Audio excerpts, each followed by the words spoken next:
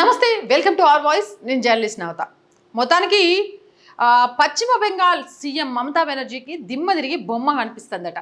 ఏం చేయాలో అర్థం కాక, ఏం చేస్తే ఏమవుతుందో పాలుపోక, కోర్టు తీర్పులను ఎలా స్వాగతించాలో తెలవక, నోటికొచ్చినట్టు మాట్లాడి అడ్డంగా ఇరుక్కుపోతూ అటు నాయకుల వల్ల ఇటు ఈవిడ మాటల వల్ల అపకీర్తి మూటగట్టుకుంటూ ఇండైరెక్ట్గా బీజేపీ గెలుపుకు కారణమవుతుందట. దీనికి సంబంధించిన 2 ఆర్టికల్స్ వచ్చాయి, అవి మీ ముందు ఉంచుతాను. పశ్చిమ బెంగాల్లో మమతా బెనర్జీ ప్రభుత్వం చేస్తున్న అరాచకాలకు ఫుల్ స్టాప్ పడే రోజులు దగ్గరలోనే ఉన్నట్టు కనబడుతోంది. ఈ క్రమంలోనే మరోసారి కలకత్తా హైకోర్టు సంచలన తీర్పునిచ్చింది. ఈ నెల 17వ తారీఖున శ్రీరామనవమి పండుగ జరిగిన సంగతి తెలిసిందే. సహజంగా హిందువులు ఈ పండుగ రోజున శ్రీరాముని శోభయాత్ర నిర్వహిస్తారు. అలాగే మొన్న శ్రీరామనవమి రోజున ముర్షిదాబాద్లో శోభయాత్ర నిర్వహించారు. అయితే ఈ శోభయాత్రపై తృణమూల్ కాంగ్రెస్ గుండాలు బాంబులతో దాడి చేశారు.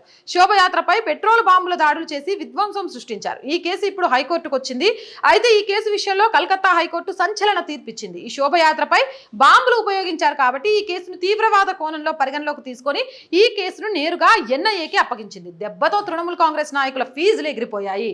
మనందరికీ తెలుసు కదా, ఈ ముర్షిదాబాద్లో అక్కడికి సంబంధించిన డిఎస్పీని టీఎంసీకి అనుకూలంగా వ్యవహరిస్తూ ప్రజలను భయభ్రాంతులకు గురి చేస్తున్నారని సస్పెండ్ చేస్తే, ఇదే దీది ఒక సభలో ముర్షిదాబాద్లో ఏం జరిగినా నన్ను అనొద్దు, ఇక కేంద్ర ఎన్నికల సంఘమే దాని బాధ్యత తీసుకోవాలి, ఏమైనా జరగచ్చు అని చెప్పిందో లేదో, శ్రీరాముని శోభయాత్ర శ్రీరామనవమి రోజు జరగడంతో అక్కడ హిందువుల ఇండ్లను కూడా కాల్చేసిండ్రు. అడ్డగోలుగా రాళ్లతోటి పెట్రోల్ బాంబులతోటి దాడి చేసిండ్రు. అంత జరిగితే కూడా అయ్యో పాపం అని దీది నోటి నుంచి రాలే. దీది అనాలంటే ఎలానో ఉంది, మమతా బెనర్జీ నోటి నుంచి రాకపోగా ఇదంతా తప్పుడు, అక్కడున్న ముస్లింలు చాలా మంచి వాళ్ళు అని వెనకేసుకే ప్రయత్నం చేసింది.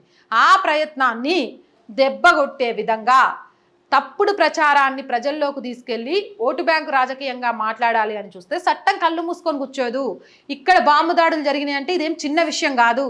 ఖచ్చితంగా కూడా దీన్ని ఎన్ఐఏకి అప్పచెప్తున్నాం, దీన్ని ఎన్ఐఏ దర్యాప్తు చేస్తుంది. అంటే అసలు ఎన్ఐఏకి ఇస్తుంది అనేది మమతా బెనర్జీ ప్రభుత్వం కానీ టీఎంసీ నాయకులు కానీ ఊహించలేదు. ఇప్పుడు దిమ్మ తిరిగి బొమ్మ కనబట్టమే కాదు, షేక్ షాజహాన్ లాగా కటకటాల నుంచి బయటికి రాకుండా ఆ తర్వాత వీళ్ళు ఏమైపోతారు అని సమాజం మర్చిపోయే విధంగా ఎన్ఐఏ పోలీసులు చేస్తారని భయంతో వణికిపోతున్నారట. ఇంత జరుగుతుంటే కోర్టు కూడా ఇక్కడ బాంబుల ఉపయోగం జరిగింది అని అంటే ఎన్ఐఏకి అప్పచెప్తామంటే ఈమె చెప్తుంది చూడండి, తూచ్ మేము అసలు బాంబులు తయారు చేసేటోళ్ళమే కాదు, మేము అన్ని మతాబులు కాకర పుల్లలు దీపావళి బాంబులు తయారు చేసుకుంటాం, మా మీద నిందలేస్తుందని. నేటోడు ఎర్రోడు అయితే ఏమైనా చెప్పుకుంటూ పోతారట. దీది మమతా బెనర్జీ అలాంటి ముచ్చటే చెప్తుంది. చూడండి చెప్తా. రాక్షస సెక్యులర్ సెక్యులర్ కాదు, సుడో సెక్యులర్. గత 13 సంవత్సరాలుగా ఈమె మూలంగా పశ్చిమ బెంగాల్ రాష్ట్రం కనీసం 50 సంవత్సరాలకు వెనక్కి వెళ్ళింది. 50 కాదు, నాకు తెలిసి చాలా చాలా చాలా ఏళ్ళ వెనక్కి పోయింది. ఆడోళ్ళ మీద అత్యాచారాలు, ప్రశ్నించే వాళ్ళను చంపేయడాలు, ఆఖరికి ప్రజల సొమ్మును దోచుకోవడాలు, దోచుకున్నోడు దౌర్జన్యం, రౌడీయిజం, గుండాయిజం, మాఫియా చేయగలిగినోడే నాయకుడు అని చెప్పి విధి విధానాలు బ్రిటిష్ వాళ్ళ కాలంలో కూడా గింత ఘోరంగా ఉండేదేమో కాదు, దాన్ని కూడా దాటిపోయింది మన మమతా బెనర్జీ. అంతేకాకుండా రాష్ట్రంలో అవినీతితో పాటు పశ్చిమ బెంగాల్ మారణాయుధాల తయారీ కేంద్రంగా మారింది. మొన్న సందేశ్ ఖలీలో సిబిఐ పెద్ద సంఖ్యలో మారణాయుధాలు, తుపాకులు, మందుగుండు బాంబులను స్వాధీనం చేసుకున్న సంగతి తెలిసింది.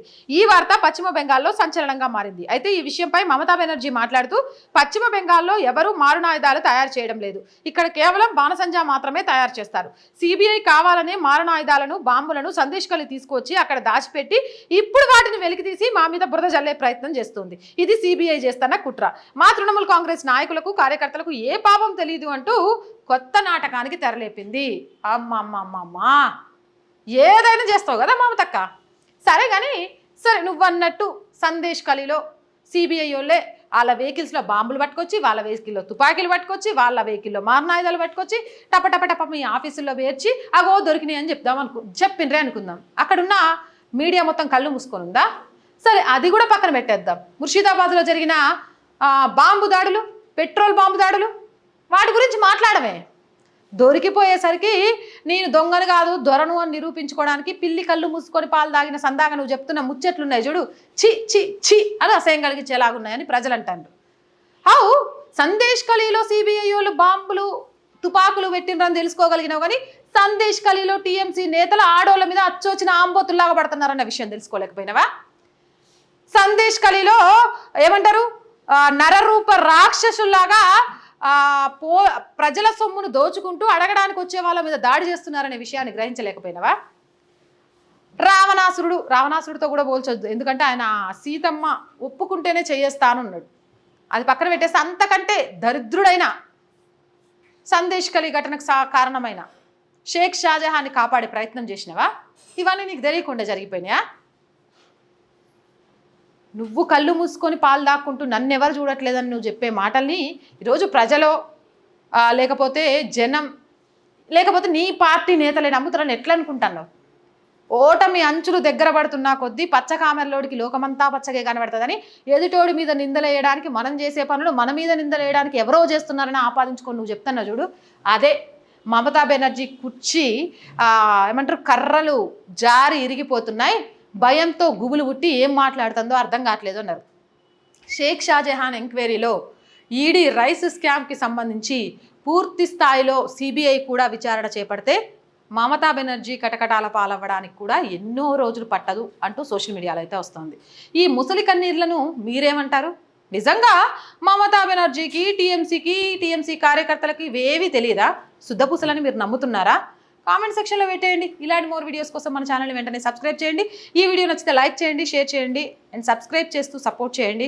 సపోర్ట్ చేయాలనుకునే వాళ్ళు సబ్స్క్రిప్షన్ పక్కనే సపోర్ట్ అనే ఆప్షన్ కనిపిస్తుంది. 1 to 5 లెవెల్స్ ఉంటాయి, ఏదో ఒక లెవెల్లో సపోర్ట్ చేయొచ్చు. అలాగే స్క్రీన్ మీద గూగుల్ పే, ఫోన్పేతో పాటు అకౌంట్ డీటెయిల్స్ కూడా ఉన్నాయి.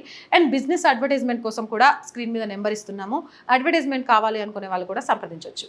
So stay with us and subscribe our channel. జై భారత్.